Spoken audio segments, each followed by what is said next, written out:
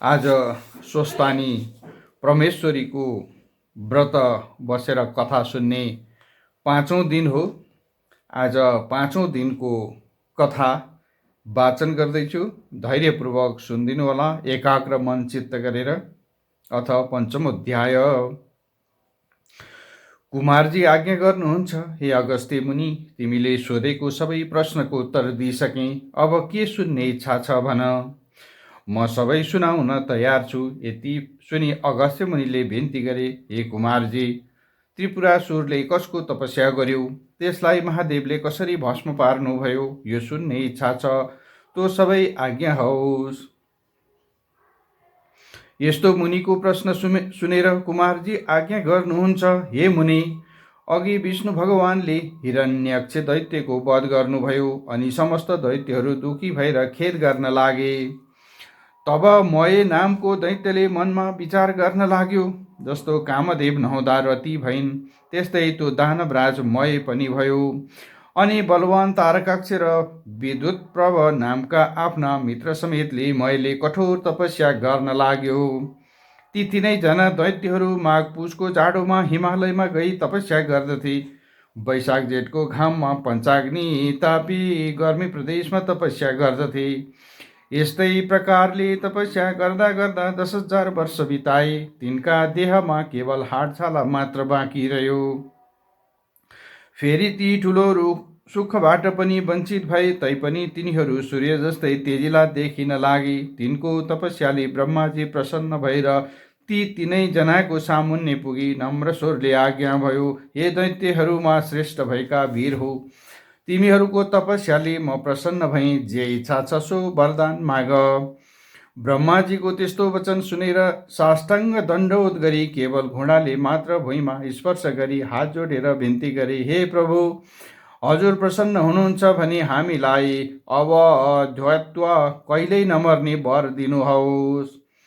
बल पराक्रम पनि ठुलो होस् र फेरि विमान समान जो हामी 3 पुर बनाउने छौँ, त्यसमा मनुष्यको गति नहोस्।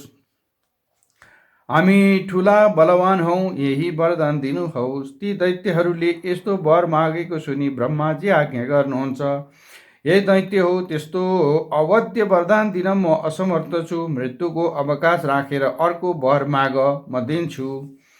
यसमा अन्यथा नमान। ब्रह्माजीको यस्तो आज्ञा सुनेर मैले फेरि बिन्ती गर्यो, हे प्रभु, अघि मैले भने जति सबै कुरा होस्, मृत्युलाई ती मैले बनाएका पुरहरू एकै स्थानमा रहने छैनन्।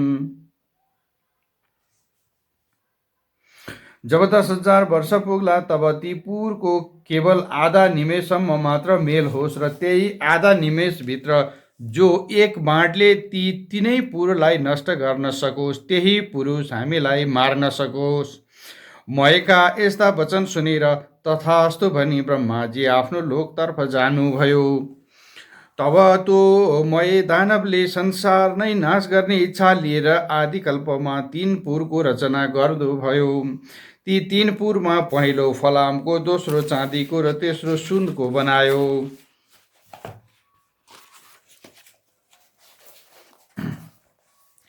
ती 3 पुर आकाशमा सुमेरु पर्वतका श्रृङ्ग टाकुरा हुन्की जस्तो देखिन लागे। ती पुरहरू चन्द्रमाका किरण लाग्नाले अति शीतल भएका, स्थान स्थानमा आँखी झ्यालहरू बनेका, घरका अट्टालिकाहरू पनि अति अग्ला, आँगनहरूमा पनि राम्रा राम्रा देख्दै मनलाई मोह पार्ने शिलाहरूले छापेका, स्थान स्थानमा सुनले मडेका उत्तम पुरद्वारहरूमा रङ्ग बिरङ्गका रत्न जडेका, मुगा मोती मणिहरू स्थान स्थानमा जडाएर बिजुलीको प्रकाश समान रत्नहरूको चारैतिर प्रकाश फैलिएको बनायो। फेरि चित्र विचित्र प्रकाश फैलाउने गरी हिरा मोती आदि रत्न जडेको, वायुको वेग लाग्नाले फरफराएका पताकाहरूले शोभायमान भएका, घरहरूका पङ्क्तिहरू पनि रत्न समूहका थुप्रा नै हुन् कि भन्ने भान पार्ने फराकिला मार्गहरू पनि सिँगारिएका अत्यन्त राम्रा पुर तयार गरायो। घर महलहरू पनि अनेक रङ्गका, मनहरण गर्ने रत्नहरूले सुशोभित ध्वजा पताकाहरूले सिँगारेर ती विमान जस्ता 3 पुरलाई शोभायुक्त बनायो। अनेक रत्न जडेका गमलाहरूमा रङ्ग बिरङ्गका जात जातका उत्तम सबै ऋतुहरूमा फुल्ने फुल र त्यस्तै ६ ऋतुमा फल्ने फलका वृक्षहरू लगायो। तलाउहरू पनि अनेक प्रकारका कमल कमलिनी कुमुदिनीका पुष्पले शोभायमान भएका तयार गरायो। यस्ता प्रकारले त्रिपुरवासीहरूको शोभाले युक्त महल तयार भयो। फेरि मयूर डाँफे आदि उत्तम पन्छीगणले युक्त र पुरुषका नङ लाग्नाले जसका पयोधरका गोलाकार घेरामा अर्धचन्द्राकार घाउ लागेका कलश जस्तै उत्तुङ्ग ठडिएका कुच भएका मदिराले राता राता आँखा भइरहेका लाजले मुसुक्क हास्य गर्ने लोलिएका नेत्र भएका यस्ता अनिन्द सुन्दरीहरूले व्याप्त भएको त्यो त्रिपुर परैबाट पनि अत्यन्त रमणीय देखिन लाग्यो। यस्तो त्रिपुर मध्ये जो फलामको थियो त्यो मैले तारकक्ष नामको आफ्नो मित्रलाई दियो। अर्को चाँदीको जुन सुन्दरपुर थियो त्यो विद्युत प्रभालाई दियो। जुन सुवर्णले बनेको सबैभन्दा उत्तम थियो त्यो मैले आफूले लियो। अनि त्यो त्रिपुर दैत्यपति मय मन्त्रीवर्गले शोभायमान भयो।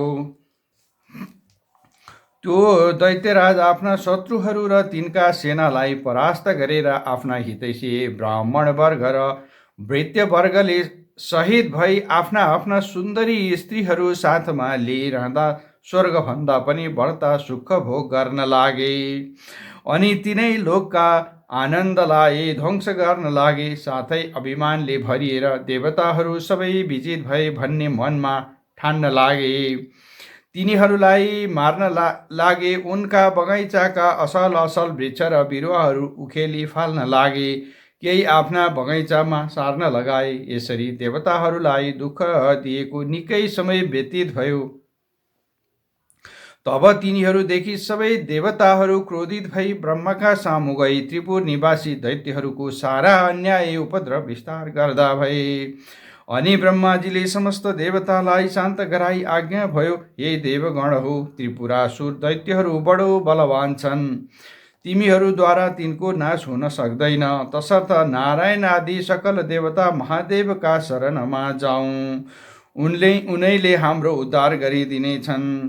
उनले हाम्रा शत्रु ती दैत्यहरूको अवश्य नाश गर्नेछन्। ब्रह्माजीको यस्तो हित वचन सुनेर स्वीकार गरी ब्रह्मा विष्णु इन्द्र यम चन्द्र कुबेर वायु समेत सबै देवता ब्रह्मालाई अघि लगाई कैलाश पर्वतमा पुगे।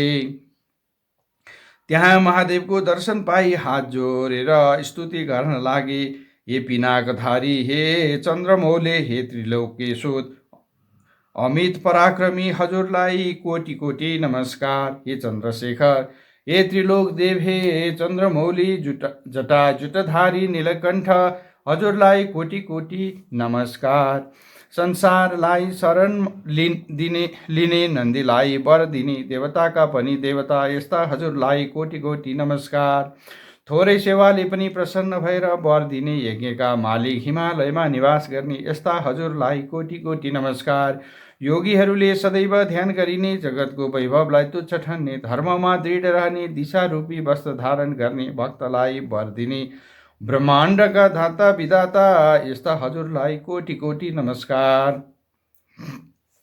सूर्य चन्द्र इन्द्र वायु आदि देवताको सृष्टि र पालन गर्ने यस्ता हजुरलाई कोटि कोटि नमस्कार। सूक्ष्म भन्दा पनि अति सूक्ष्म काल स्वरूप नित्य स्वरूप धारण गर्ने यस्ता हजुरलाई कोटि कोटि नमस्कार। परभन्दा पनि पर ब्रह्म स्वरूप शङ्करलाई कोटि कोटि नमस्कार। सारा ब्रह्माण्ड धारण गर्ने सूर्य चन्द्र वायु अग्नि र जल एवं आकाशको रचना गर्ने यस्ता हजुरलाई कोटि कोटि नमस्कार। हे सौम्य, हे पुरुषोत्तम, हे वपुष्मान, त्रैलोक्यको सृष्टि स्थिति संहार गर्ने यस्ता हजुरलाई कोटि कोटि नमस्कार। पूषाको दाँत भाँच्ने दक्षको यज्ञ नाश गर्ने र कामदेवलाई भस्म पार्ने यस्ता हजुरलाई कोटि कोटि नमस्कार। सुरासुरका उत्पन्न कर्ता यज्ञका हर्ता धर्ता हे शिखण्डिन, हे नीलकण्ठ, हजुरलाई कोटि कोटि नमस्कार। निरन्तर सुधा स्वरूप पार्वतीका भर्ता गणेश कुमारका पिता हजुरलाई कोटि कोटि नमस्कार। सदा मोक्ष रूप वरदान दिने हे विश्वेश्वर हे ब्रह्मात्मन हे वरदाता हजुरलाई कोटि कोटि नमस्कार।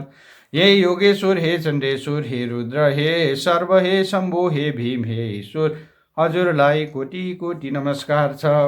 हामीदेखि प्रसन्न हुनुहोस्। यस्तो देवताहरूले कातर भएर स्तुति गरेको सुनि तिनका मनको भाव जानी आज्ञा गर्नुभयो। हे देवता हो, जे इच्छा छ सो वर माग। मैले नदिने संसारमा केही वस्तु छैन, म इच्छा पूर्ण गर्न तयार छु। जे इच्छा छ निशङ्क भएर माग। यस्तो महादेवको आज्ञा सुनि प्रसन्न भएका देवताले विनम्र स्वरमा बिन्ती गरे, हे प्रभु, ब्रह्माको वरले उन्मत्त भएका मय आदि दानवले हाम्रा उर्वशी मेनका आदि अप्सराहरू बल जफत लुटेर लगे। नन्दन वनका असल असल बोट बिरुवा पनि कति उखेलेर नासे, कति आफ्ना घर उसारी देवताको नाश गर भन्दै हामीलाई अनेक तरहको कष्ट दिइरहेका छन्। अमरावतीबाट पनि निकाल्यौँ भगवान, ती दैत्यको संहार गर्न ब्रह्मा विष्णु पनि समर्थ छैनन्। हे ईश्वर, अब जसरी हामी देवताहरूको भलो हुन्छ सोही वरदान बक्सियोस्। त्यति सुनि शिवजीले फेरि भन्नुभयो, हे देवता हो, तिमीहरू मेरो रुद्र तेजको एक अंश धारण गरी रुद्र तेजमय रूपले ती दानवहरूको संहार गर। शिवजीको त्यस्तो वचन सुनि देवताहरूले फेरि बिन्ती गरे, हे भगवान, हामी हजुरका तेजको 1000 अंशको एक अंश पनि धारण गर्न समर्थ छैनौँ। रुद्र तेज धारण गर्ने कुरा त परै रहोस्, हेर्ने शक्तिसम्म पनि हामीमा छैन। हे प्रभु, हामी उपर प्रसन्न भएर तो अजेय त्रिपुरासुरलाई स्वयं संहार गरी बक्सनुहोस्। ब्रह्माजीको वरदान अनुसार दिव्य 10,000 वर्ष बितेपछि आधा निमेष ती त्रिपुरको मिलन हुनेछ। उही आधा निमेष भित्रमै तो त्रिपुरलाई जसले एकै बाणले भस्म पार्ला उसैद्वारा ती दैत्यहरूको संहार होला, अन्यथा तिनको मृत्यु हुने छैन। हे शशिशेखर, हामीदेखि प्रसन्न भई पापिष्ट त्रिपुरासुरको नाश गरी बक्स्योस्। देवताहरूको यस्तो प्रार्थना सुनि शिवजीले फेरि आज्ञा भयो, हे देवता हो, त्यस्तो अभेद्य त्रिपुर छ भने तिमीहरूको हितका निम्ति म एकै बाणले ती तीनै पुरलाई भस्म पारिदिनेछु। त्यस्ता अजेय दानवहरूका साथ युद्ध गर्दा मेरो शक्ति थाम्न सक्ने हिमालय समान मेरो निम्ति एउटा रथ तयार पार, अनि म युद्धमा जानेछु। महादेवको यस्तो आज्ञा सुनि प्रसन्न भएका देवताहरूले प्रणाम गरेर हवस् भनी तत्काल विश्वकर्मालाई डाकी महादेवको निमित्त समस्त देवता रूपी अवयव भएको सुवर्णमय रथ तयार पारे। त्यस रथका दुवै पाङ्ग्रा सूर्य चन्द्र भई दक्षिण पाङ्ग्रामा 12 सूर्य भूषण बनाइयो, बायाँ चक्रमा 27 नक्षत्र र 16 कला भूषण गराइयो। 60 ऋतु रथका दायाँ बायाँ राखी आकाशको गजुर र पाङ्ग्रा अड्याउने दण्ड मन्द्राचलको बनाए। अयन र सत्यवर रथका वेग भई 4 समुद्र रथका कुण्डलिका भई गङ्गादि समस्त तीर्थ राम्रा राम्रा वस्त्र आभूषण पहिरी स्त्री रूप धारण गरेर हातमा चमरले रथमा उभिए। सारथी स्वयं ब्रह्माजी बने ब्रह्मस्वरूप ओमकारको कोर्रा बनाए र विन्ध्याचलको छत्र निरूपण गरे। मन्द्राचलको पार्श्वदण्ड बनाए। सरस्वती घण्ट भइन्। श्री नारायण अग्निबाणको टुप्पो भए। 4 वेद 4 घोडा भए। ताराहरू घोडाका गहना भए। हे अगस्त्य मुनि, यसरी समस्त वस्तु त्यस रथका अवयव भए। यसरी जब धनुबाण सहित रथ तयार भयो तब पृथ्वी र आकाश कम्पित पार्दै भगवान शिव त्यस रथमा आरूढ हुनुभयो। त्यस रथका अघिपछि शिवका गण शङ्कुकर्ण, चण्डेश्वर, गणेश, नन्दी आदि प्रथम गणहरू शूल पट्टिस आदि अनेक शस्त्र लिएर शङ्ख, भेरी, मृदङ्ग आदि बाजा बजाउँदै महादेव माथि अनेक थरीका पुष्पको वर्ष गराउँदा भए। त्यस बेलाको रुद्र तेज सहन गर्न नसकी समस्त देवता मोहमा प्राप्त भए। महादेवले देवताहरूको स्थितिदेखि आफ्नो तेज खिची केही कम पार्नुभयो अनि देवताहरू रुद्र तेज सहन गर्नमा किञ्चित समर्थ भए। त्यसपछि नारद मुनि ती दैत्यहरू कहाँ गएर भन्न लाग्नुभयो, हे दैत्यराज, देवताहरूको स्तुतिले प्रसन्न भएका महादेव स्वयं तिमीहरूको संहार गर्न भनी आइरहनु भएको छ। अब तिमीहरूको जो इच्छा छ सो गर, नभए तिमीहरूको अविलम्ब नाश हुनेछ। नारदजीका यस्ता वचन सुनि दैत्यराज मैले आफ्ना मित्र तारकाख्य विद्युतमाली र अन्य योद्धाहरूलाई डाकी नारद मुनिले आज्ञा भएको सबै कुरा विस्तारले सुनायो। अनि दानवमा उत्तम बलवान भएको तारकाख्यले भन्यो, हे राजन, किन चिन्ता गर्नुहुन्छ? देवताहरू यथार्थ रूपमा बाध्य छन्। यो त्रिपुर भेदन गर्ने कसको पराक्रम वा शक्ति छ? यदि समस्त देवता, यक्ष, गन्धर्व, किन्नर आए पनि यो त्रिपुर अभेद्य नै रहनेछ।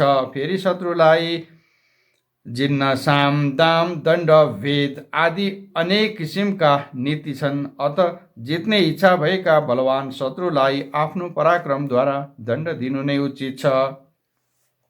वीर तारकाख्यको यस्ता कुरा सुनि विद्युतमाली भन्न लाग्यो, हे राजन, श्रीहीन र बलहीन देवता कुनै प्रकारले पनि हामीसित युद्धमा अगाडि आउन सक्दैनन्। यदि कोही मूर्खता गरेर हामीसित युद्ध गर्न अघि सर्छ भने त्यो अवश्य क्षयमा प्राप्त हुनेछ। यसमा शङ्का छैन। हे राजन, यसमा चिन्तित हुनुपर्ने केही कुरा छैन। एक मत भएर युद्ध गरौँ अनि समस्त देवताहरूलाई जितेर इन्द्रको पद पनि भोग गर्नुहोस्।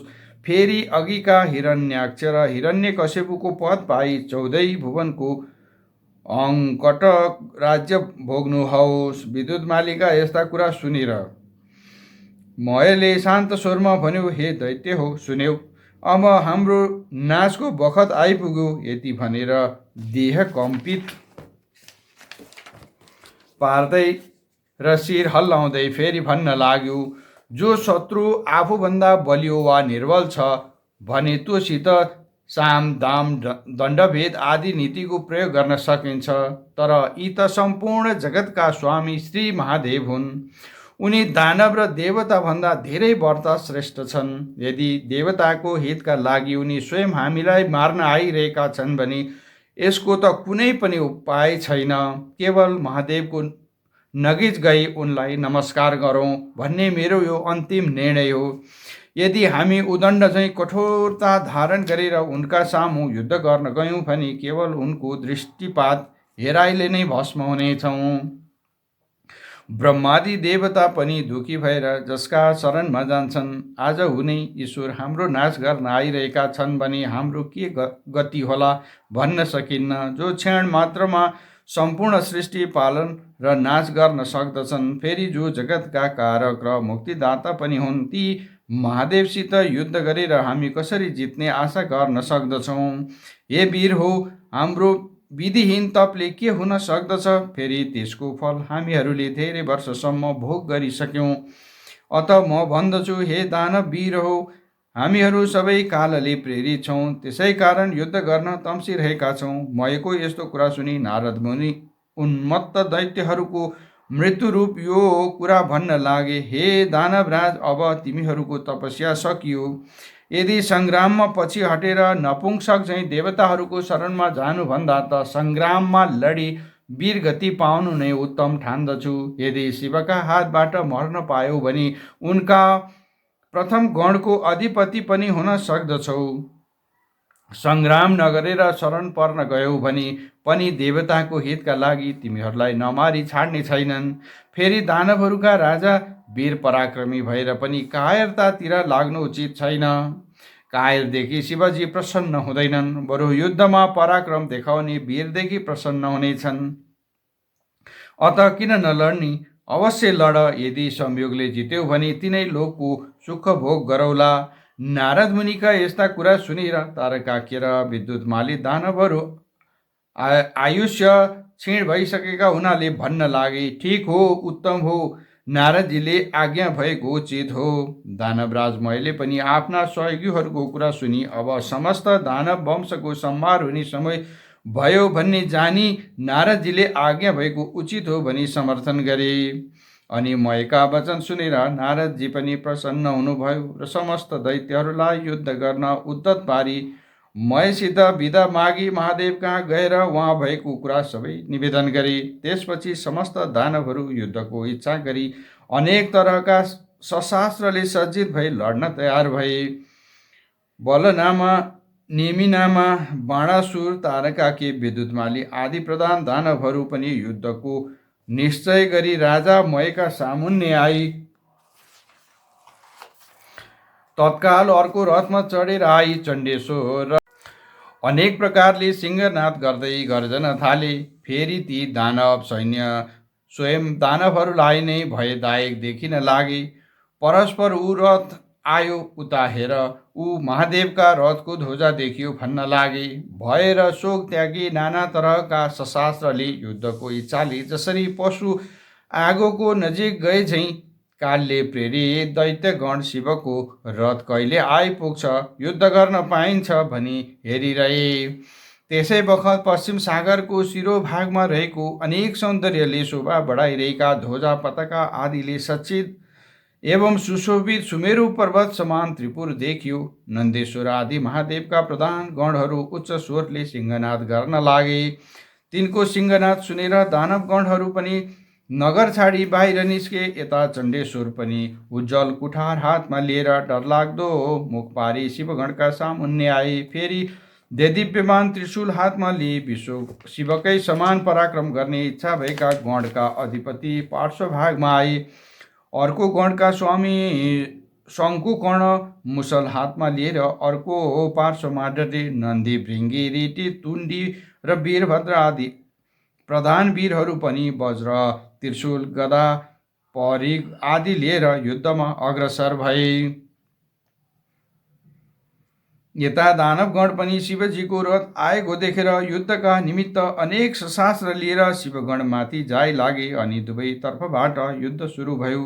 शिवजी पनि त्रिपुरलाई भस्म हुन लागे झैँ देखेर प्रसन्न मुद्राले सङ्ग्राममा तत्पर हुनुभयो। नन्दी महाबली दानवसित जुधे। भृङ्गीले 10 बाणद्वारा विद्युत प्रवाहलाई भेदन गरे, तर राता राता नेत्र पारेर अनेक शिलाले ठोक्दा पनि उसलाई केही हानि गर्न सकेनन्। तब भृङ्गी र रीतिले त्यस दैत्यका पृष्ठदेशमा प्रहार गरे अनि उसले पनि सर्प झैँ निश्वास फेर्दै ठुलो शूलले भृङ्गी र रीतिलाई मर्ममा प्रहार गर्यो। त्यसको पीडा खप्न नसकी भृङ्गी र रीति सङ्ग्रामबाट भागे। त्यस दानवराजले जब तिनीहरूलाई त्यसरी भगाएथ्यो तब गणनायक गणेशलाई पनि 1000 स्वरको प्रहारले घायल तुल्यायो। फेरि 63 र 10 बाण थपेर गणेशको सर्वाङ्गमा घाउ गरायो। बैरीको त्यस्तो अदम्य साहस देखेर गणेशजी पनि रिसाई सुँड लामो पारेर त्यस दानवको घाँटीमा बेरी बेसरी निमोटी। मत्ता हात्तीले तलाउमा फुलेको कमलको पुष्पलाई सहजै उखेलेर फाले झैँ गरी विद्युत प्रबल दानवको शिर उखेलेर फालिदिए अनि गिँडबाट छुट्टिएको उसको शिर सरोवरबाट छुट्टी हात्तीका दाँतमा अड्केको कमलको पुष्प चाहिँ शोभित बन्यो। त्यो देखेर भृङ्गी र रीतिले अनेक स्तुति गान गरे अनि नेमिनामा र बलनामा दुवै दानव रिसाए। गणनायक गणेशका सर्वाङ्गमा बाण हानेर घाउ लगाउन थाले। ती दानवलाई शङ्कुकर्णले बीचमै रोकेर तिनका रथ, सारथी, ध्वजा र घोडा सबै काटी काटी विरति गराए। ती दुवै दानव पनि तत्काल अर्को रथमा चढेर आई चण्डेश्वर र गणनायकका सबै अङ्गमा अनेक बाण प्रहार गरी घाउ पारिदिए। गणनायक र चण्डेश्वरले पनि दानवका प्रहार खपेर रिसले राता राता आँखा पारी हातमा मुसलले बेगले हाने। त्यसको चोट खप्न नसके दुवै दानव यमराजको नगरमा पुगे। त्यसपछि त्रिपुर निवासी ठुला ठुला जो युद्धहरू थिए ती सबै रिसले चुर भई एकसाथ निस्केर वज्र, त्रिशूल, परिघ, कुठार आदि अस्त्रले शिवजीका गणमाथि जाइ लागे। यसरी परस्पर घोर घमासान सङ्ग्राम चल्न लाग्यो। महादेवको आज्ञा पाएका शिवगणहरू पनि गजराजको कदली वन ध्वस्त पारे झैँ र उन्मत्त सिंहले मृगहरूलाई थर्काए झैँ ती दानवहरूलाई छिन्न भिन्न पारी मार्न लागे। ती दैत्यहरूमा कसैका शिर छैनन्, कसैका गेँट छैनन्। त्यस युद्धमा रगतको नदी बगे झैँ भयो। वायुको बेगले छिन्न भिन्न भएका मेघ झैँ र वज्रको चोटले धुलो भएका पर्वतका शिखर जस्तै लड्दै पश्चिम समुद्रमा गिर्दै गए। जब नेमिनामा र बलनामा वीरलाई शङ्कुकर्णले मारे भन्ने सुनेपछि तारकाक्य नामको दानव रिसाएर गणनायकमाथि झम्ट्यो र अनेक बाण प्रहार गरेर घायल पारिदियो। तब शङ्कुकर्णले पनि त्यसका प्रहार खपेर त्यसको शिरमा मुसल बजारी उच्च स्वरले सिंहनाद गरी अनि त्यो दानव केही बलहीन भएर गेर्ला जस्तै देखियो। अनि निर्धक्कसित त्यसका छातीमा भाला प्रहार गरी त्यही चोटले दानव भुइँमा लड्यो, तर तुरुन्त उठेर चक्र लिई गणनायकमाथि प्रहार गर्यो। अनि शङ्कुकर्णले रिसाई साह्रै पीडा पर्ने गरी मुड्कीले हिर्काए। त्यो चोटले दानव फन्न घुमेर ढली मूर्छा पर्यो र दिव्य आयुधहरू त्याग्दो भयो अनि त्यो चोट खप्न नसकेर मृत्युमा प्राप्त भयो। त्यसरी उसलाई गिरेको देखेर उठाई राजा मयको भवनमा लगेर सारा स्थिति सुनाउँदै अनेक किसिमले विलाप गर्न लागे। त्यसरी रोई विलाप गर्न लागेका दानवहरूलाई मैले राम्ररी बुझाएँ, हे दानव हो, मेरो घरमा अमृतको कुण्ड छ, त्यसमा चोबी मरेका जति सबै दानवलाई बचाऊ। त्यति सुनेपछि जो आज्ञा भनी प्रसन्न मनले मरेको तारकासुरलाई अमृतमा चोबेर बचाए। मरिसकेका वीरलाई पनि जीवन प्रदान गरे भन्ने खुसीले राजा मयलाई सबैले बारम्बार प्रणाम गरे। त्यसै गरी मरेका अरू दानवहरूलाई पनि जीवित पारे। अनि त्यो तारकाक्य पहिले भन्दा पनि 2 वर्ष आश र शक्ति साथ सङ्ग्राममा आयो। ब्रह्माजीले त्यसलाई देख्न साथ आफ्नो दाहिने हातको औँलाले सङ्केत गरेर श्री महादेवलाई विनयपूर्वक भन्नुभयो, हे ईश्वर, त्यो दानव अघि नै मरिसकेको थियो, तर अहिले फेरि बाँचेर लडाइँमा आयो।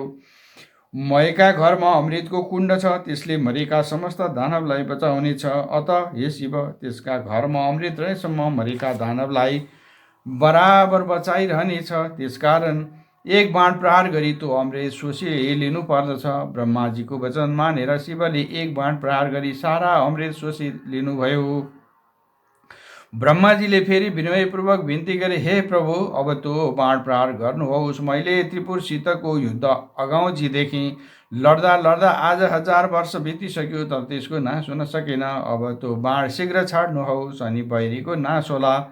ठीक उसै बेला ती 3 पुरहरू आधा निमेषसम्म जोरी फेरि छुट्टिने छन्। ती पुरहरू एकपल्ट जोरिएर छुट्टिएपछि जति बाण प्रहार गरे पनि सफलता प्राप्त हुन सक्दैन। हे प्रभु, मेरो प्रार्थना छ, स्वीकार गरी बक्सिन्छ भने तत्काल बाण प्रहार गरेर त्यस त्रिपुरलाई नाश गर्नुहोस्।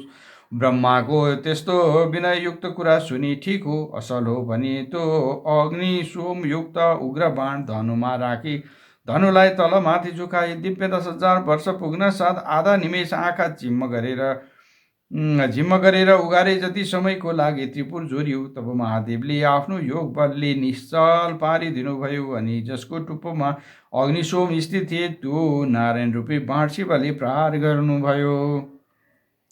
त्यो बाण छुट्न साथ त्रिपुरका भव्य महलहरूमा आगो लागेर चारैतिर डढ्न थाल्यो। देख देख, कष्ट कष्ट भन्ने शब्द सुनिन लाग्यो। महादेवले तत्काल नन्दीलाई भन्नुभयो, तँ मय दानव मेरो प्रिय भक्त छ, त्यसलाई अग्निले नडराउनु। श्री महादेवको त्यस्तो आज्ञा पाउन साथ वायुरूप भई बाणभन्दा पनि बेगले गई मयको घरमा नन्दीले देखे राजा मय शिवलिङ्ग सामुन्ने राखी उनकै ध्यान गरिरहेको छ। तब नन्दीले मयलाई भने, अग्निले तिमीलाई जलाउने छैन। मयले तुरुन्त नन्दीलाई प्रणाम गरे। त्यसै बेला अग्नि पनि आइपुगेर नन्दीले शिवको आज्ञा अग्निलाई सुनाइदिए। तब अग्निले मय दानवतिर फर्केर भने, हे शिव भक्त, अब तिमी यो नगर छोडेर तुरुन्त जाऊ। मयले जो आज्ञा भनेर सुवर्णको शिवलिङ्ग बोकी तत्काल पाताल गए। यता नन्दीले फर्केर गई सम्पूर्ण कुरा शिवजीलाई बिन्ती चढाए अनि अब त्रिपुर भस्म हुन लाग्यो। त्यसका वेदी महल र उद्यानहरू धमाधम भत्किएर नासिन थाले। अनेक दानव र तिनका परिवारहरू कराएको मात्र सुनिन लाग्यो। वस्त्र खुस्केका अनेक सुन्दरी स्त्रीहरू घरबाट बाहिर निस्किएर रोए। कराएको चर्को सुर सुनिन लाग्यो। अग्ला अग्ला महल र विमानहरूमा रहेका कठोर र उच्च स्तन भएका मदले विवल नेत्र भएका कठोर भएका आफ्ना पतिका अत्यन्त प्रिय नारीहरू अग्नि बाणले डराई घर घरमै यताउता दगुर नरक गराउन थाले। जस्तै पर्वतमा भूमिकम्प हुँदा त्यहाँका किन्नरहरू भयले व्याकुल हुन्छन्, त्यस्तै आफ्ना पतिलाई भयले आकुल भई अङ्कमाल गर्न थाले। कोही डराई भाग्न लागे। कतिपय दानवगण आफ्ना स्त्रीहरूलाई बोकेर नगर छोडी बेगले भाग्न लागे। शिवको भक्तले हीन र वस्त्राभूषणले पनि हीन पर्वताकार देख्दैमा डरलाग्दा काला दानवहरू डढेर सागरमा खस्न लागे। जति दानवहरू समुद्रमा खसेथे ती सबैलाई जलका अनेक जन्तुले खान थाले। कति दानवहरू त आफ्ना पति वा पत्नीको अवस्था देखेर खप्न नसकी आगोमा डढेर मरे। रतिका अन्त्यमा खेदित भएका तर तुरुन्त कामले पीडित भई प्रियाका साथ जाउँ भन्ने इच्छा भएका ती दैत्यहरू भार्यासहित अग्निमा डढेर मरे। कोही समुद्रमा हाम फाले जल जन्तुको भोजन भए, कोही आधा डढेर गए, भाग्दा लडेर स्वाहा भए। यस प्रकार त्यो अमोघ अग्नि र सोमयुक्त बाणले त्रिपुर भस्म पारी शेष नगर समुद्रमा डुबाई फेरि भगवान शिवको हातमा आइपुग्यो। यस्ता प्रकारले अभेद्य त्रिपुर भस्म भएपछि देवताहरू आफ्ना अधिकार पाई शिवजीलाई प्रणाम गरेर स्तुति गर्न लागे। हे रुद्र, आज हजुरद्वारा जुन रौद्र कर्म हुन गयो त्यो अन्य कसैबाट पनि न कहिले भएको थियो न फेरि हुनेछ। हे शङ्कर, यो कामले हामी समस्त देवताहरूको कष्ट निवारण गरिदिनुभयो, अत हजुरलाई कोटि कोटि नमस्कार छ। यस्तो देवगणले स्तुति गरेको सुनि महादेव प्रसन्न भएर आज्ञा भयो, हे देवता हो, आफ्ना प्रिय भक्तजनलाई सदैव पुत्र जस्तै स्नेहपूर्वक पालन गर्नुपर्दछ। आज त्रिपुरवासी दानवहरूको संहार हुन गएकाले तिमीहरूको इच्छा पूर्ण भयो। अब तिमीहरू खुसी साथ आफ्ना आश्रममा जाओ। श्री महादेवले यस्तो आज्ञा भएको सुनि महादेवलाई दण्डवत प्रणाम गरी आफ्ना लोकमा जाँदा भए। देवताहरू गएपछि नन्दी भृङ्गी भूत प्रेत पिशाच ढाकिनी साकिनी सहित भएर शिवजी कैलाशपुरी पाल्नुभयो। हे अगस्त्य मुनि, यो सहसा कसैले वर्णन गर्न नसक्ने त्रिपुरदाह मैले सुनाएँ। जो शिव भक्त खुसी साथ यो कथा सुन्ला वा सुनाउला त्यो समस्त पापबाट मुक्त भएर मरेपछि शिवको पार्षद भएर सधैँ कैलाशमा बस्न पाउनेछ। इति श्री स्कंदपुराणे केदारखण्डे माघमात्म्ये कुमारगस्ते संवादे श्री स्वस्तानी परमेश्वर्या व्रत कथायां त्रिपुरदाह वर्णनम् पञ्चमोऽध्याय। धन्यवाद श्रोतागण, आजको अध्याय अलि लामो थियो। यतिन्जेल धैर्यताका साथ श्रवण गरिदिनु भयो। यहाँहरू सबैलाई धेरै धेरै धन्यवाद।